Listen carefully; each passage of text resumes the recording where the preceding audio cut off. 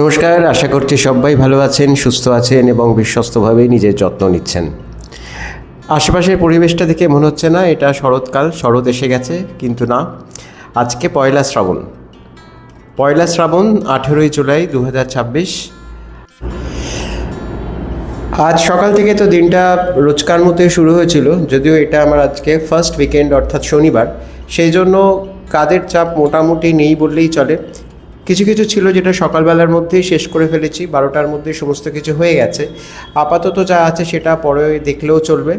তাই দুপুরবেলা খাওয়া দাওয়া শেষ করে আমরা বেরিয়ে পড়লাম, যাচ্ছি মাহেশে। আপনারা হয়তো অনেকেই জানেন যে পৃথিবীর বুকে যতগুলি রথযাত্রা হয় তার মধ্যে পুরীর রথযাত্রা হচ্ছে সবচেয়ে প্রাচীন এবং বৃহত্তম। দ্বিতীয় বৃহত্তম এবং প্রাচীন রথযাত্রা হচ্ছে এই মহেশে। 1396 সাল থেকেই রথযাত্রার প্রচলন হয়েছিল, যেটা ইতিহাস বলছে, এবং সেই সঙ্গে সঙ্গে আজ পর্যন্ত সেই রথযাত্রার যে ট্র্যাডিশন সেটা সমানে বহন করে চলেছে শ্রীরামপুরবাসী। সেই সঙ্গে সঙ্গে সারা রাজ্য শুধু নয়, সারা ভারতবর্ষ থেকেও বিভিন্ন ভক্তানুরাগী এই সময় মাহেশে এসে ভিড় জমান, প্রভুকে দর্শন করেন, রথ টানেন। মহেশের রথের তো আলাদাই একটা বৈশিষ্ট্য আছে, সেটা গিয়েই আপনাদেরকে দেখাচ্ছি। আমরা পেরিয়ে এলাম বিদ্যাসাগর সেতু, এবার চলেছি মাহেশের উদ্দেশ্যে। চারপাশের আকাশ তো মোটামুটি পরিষ্কার, আশা করা যায় যে এর মধ্যে আর বৃষ্টি নামবে না। তবে বৃষ্টি যদি নেমে যায় তাহলে তো একটু মুশকিল করবে, কারণ এই অঞ্চলের রাস্তাঘাটগুলো বেশ সরু সরু। বলতে বলতে আমরা উত্তরপাড়া ছাড়িয়ে চলে যাচ্ছি মহেশের উদ্দেশ্যে। কলকাতা থেকে মহেশের দূরত্ব খুব একটা বেশি নয়, রীতিমতো ঠিকঠাক গাড়ি চললে পরে 1-1.5 ঘন্টায় পৌঁছে যাওয়া যায়। আর যেহেতু আজকে পয়লা শ্রাবণ, সেই জন্য রাস্তাতেও দেখলাম বহু পুণ্যার্থী দ্বারকেশ্বর চলেছে বাগ কাঁধে করে। অর্থাৎ শ্রাবণ মাসের প্রথম দিন থেকেই যদি পুণ্যার্থীদের এত ভিড় থাকে, তাহলে এর মাঝামাঝি বা শেষের দিকে কি অবস্থা হবে সেটা তো সহজেই অনুমেয়। এই দেখুন, রাস্তায় যেতে যেতে আরেকটি ছোট্ট রথ চোখে পড়ল। এই অঞ্চলে ছোট বড় বেশ কয়েকটি রথযাত্রা হয়, তবে মহেশের রথযাত্রা তো সুপ্রাচীন, ইতিহাস প্রসিদ্ধ। তাহলে চলুন সেই দিকেই পা বাড়াই।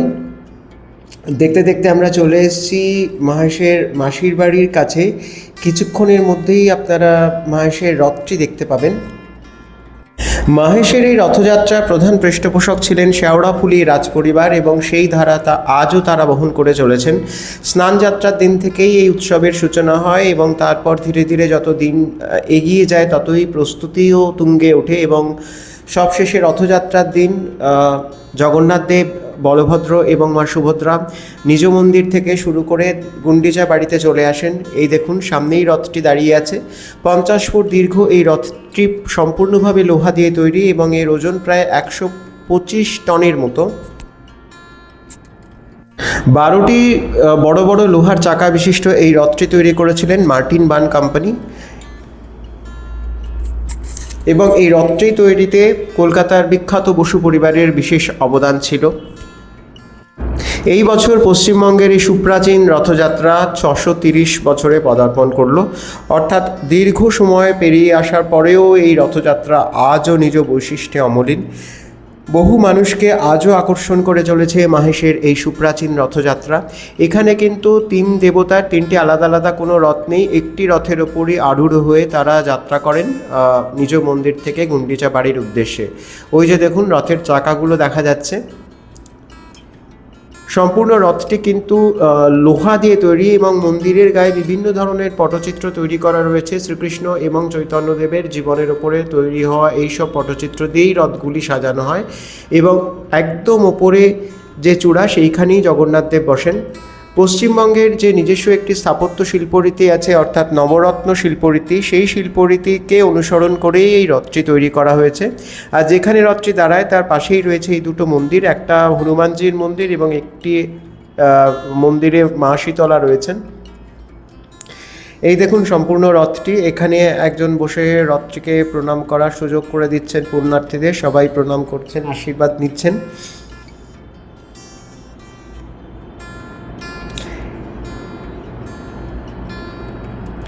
রথটি রথযাত্রা উপলক্ষে বেশ সুন্দরভাবে রং করে সাজিয়েও তোলা হয়েছিল। উল্টো রথের দিন আবার এই রথে করেই প্রভু চলে যাবেন নিজ মন্দিরে। আমার মনে হয় না পশ্চিমবঙ্গে এই ধরনের কোনো রথ আরও আছে, মানে অর্থাৎ লোহার তৈরি আর রথ কোথাও আছে। পিতলের তৈরি রথ আছে, যেটা আপনার কলকাতারই এক বিখ্যাত বনেদি বাড়িতে, পারমাণিক বাড়িতে চালানো হয়, এবং কাঠেরও তৈরি এই ধরনের নবরত্ন আদল বিশিষ্ট রথ রয়েছে, কিন্তু লোহার তৈরি এই ধরনের রথ আর আছে বলে আমার মনে পড়ে না। রথযাত্রা উপলক্ষে মেলা তো বসবেই, তাই এখানেও মেলা বসেছে। আর মাহেশের রথের মেলা তো ইতিহাস প্রসিদ্ধ, সেই প্রসঙ্গে একটু বাদেই আসছি। মেলাতে পাওয়া যাচ্ছে, আমার যেটা প্রধানত মনে হলো, বিভিন্ন ধরনের কাঠের পুতুল, তার মধ্যে অধিকাংশই জগন্নাথ, বলভদ্র আর মা সুভদ্রার বিগ্রহ। এছাড়াও অন্যান্য জিনিসও, যেমন কাঠের প্যাঁচা, কাঠের গৌড় নিতাই, এইসবও পাওয়া যাচ্ছিল। আর সঙ্গে সঙ্গে বিভিন্ন ধরনের খাবার দোকান তো আছেই। রথ মানেই জিলিপি আর পাঁপড় ভাজা, তার আকর্ষণ তো উপেক্ষা করা রীতিমতো দুরূহ ব্যাপার। আর এইখানে গুন্ডিচা বাড়ির বাইরের থেকেও আপনারা পূজার সামগ্রী সংগ্রহ করে আপনারা পুজো দিতে পারেন। এইখানকার পূজার একটি অন্যতম বৈশিষ্ট্য হচ্ছে যে এখানে আপনি লাইন দিয়ে বিগ্রহকে নিজেই পুজো করতে পারবেন, অর্থাৎ এখানে আপনি বিগ্রহ স্পর্শ করে পুজো করতে পারবেন। এই যে দেখুন, লাইন পড়ে গেছে বিগ্রহকে স্পর্শ করে পুজো দেওয়ার জন্য।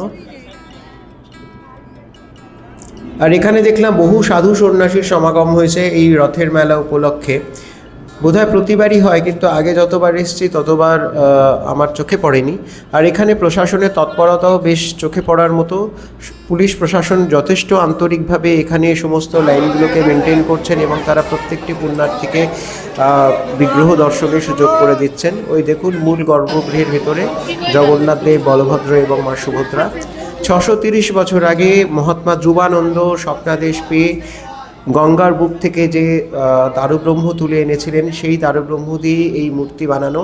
এই মূর্তির কোনো নবকলেবর হয়নি, অর্থাৎ সেই সুপ্রাচীন কাল থেকে, অর্থাৎ মহাত্মা ব্রহ্মানন্দজি যে মূর্তি প্রতিষ্ঠা করে গেছিলেন, সেই মূর্তিই পুজো হয়ে চলেছে। রথ আর উল্টো রথের মাঝখানে যে রবিবার পড়ে, এখানে দ্বাদশ গোপাল যাত্রা হয়। যেহেতু আমরা শনিবার গেছিলাম, সেই জন্য সেই অনুষ্ঠানটি আমরা দেখতে পেলাম না।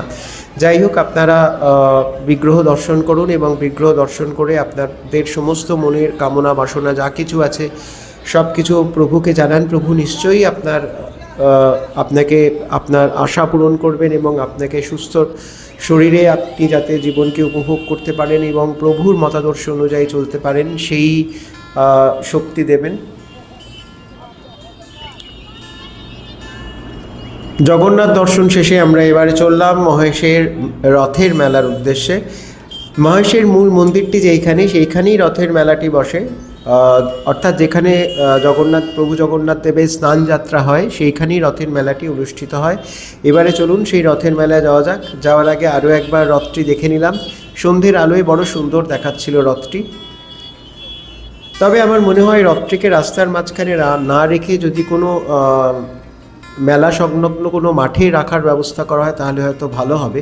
আর এই দেখুন, একজন ক্ষুদে পুণ্যার্থী বিশাল একটি বাঁক নিয়ে চলেছে তারকেশ্বরে মহাদেবের মাথায় জল ঢালার জন্য। একদম যত না পুণ্যার্থীর শরীরের আয়তন, তার থেকেও বেশি বাঁকের আয়তন, সুতরাং বাঁকটি সে কোনোভাবেই ম্যানেজ করতে পারছিল না। আবার নিয়মও আছে যে আপনি যদি বাঁকটি একবার কাঁধে তুলে নেন, তবে সেটিকে মাটিতে ছোঁয়ানো যাবে না।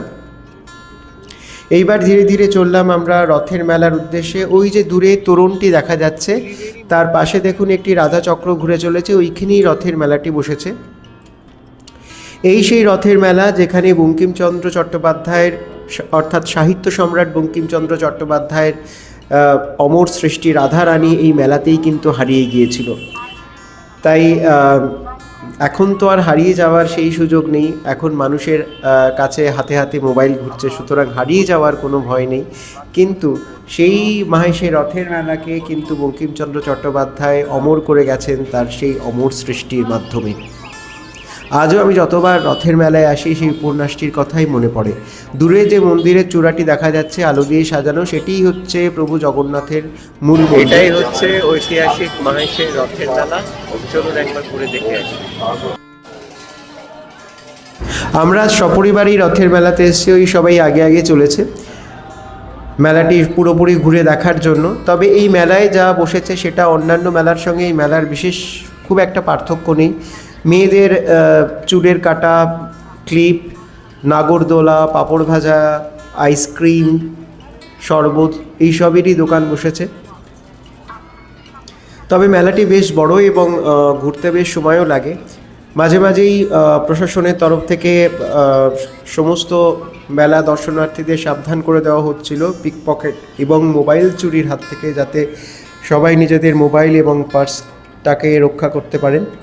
বুবু ধীরে ধীরে চলেছে, জানি না কী কী কিনবে। ও তো রথের মেলা আসলে পরেই একটা কমন জিনিস থাকে, চুলের ক্লিপ আর পোর্সেলিনের কাপ। এইগুলো কাপ আর কফি মাগ এগুলো তো কিনবেই কিনবে, আজকেও বোধহয় তার ব্যতিক্রম হবে না। এখানে একটা বেশ সুন্দর শরবতের দোকান বসেছে, শরবত লস্যি দেখলাম সবাই বেশ তাড়িয়ে তাড়িয়ে খাচ্ছেন। আজ থেকে যেহেতু শ্রাবণ মাস শুরু হয়ে গেল, সেই জন্য বাইরের খাবারের ওপর তো আমার একটা রেস্ট্রিকশনস চলে এলো, অর্থাৎ পুরো শ্রাবণ মাসটাই আমি নিরামিষ খাই, যেহেতু বাড়িতে আমার নামে মহাদেব প্রতিষ্ঠা করা আছে। সেই জন্য খাবার দাবার তো বাইরে চট করে আমি খুব একটা খাবো না, কিন্তু অন্যদের খেতে কোনো অসুবিধে নেই। এখানে দেখুন সেই গ্রামের মেলার মতো কাঠের বারকোশ, বেলুন চাকি, হামাল দিস্তা,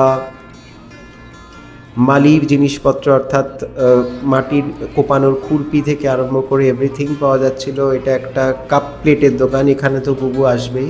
এখানে ওর বেশ কিছু কাপ প্লেট পছন্দ হয়েছে, সেখান থেকে কিছু কাপ প্লেটও সংগ্রহ করলো। এসব করে অনেকক্ষণ ঘোরাঘুরি করে আমরা অবশেষে চলে এলাম মেলার বাইরে। মহেশের মেলা, রথের মেলা আমি যতবার দেখেছি, এই নিয়ে বোধহয় আমি 4 বার এই রথের মেলায় এলাম। এবার বাড়ি ফেরার পালা। আমার ভিডিওটি এখানেই শেষ করছি। চ্যানেলটি যদি ভালো লেগে থাকে তবে সাবস্ক্রাইব করে বন্ধুত্বের হাতটি বাড়িয়ে দেবেন। নমস্কার।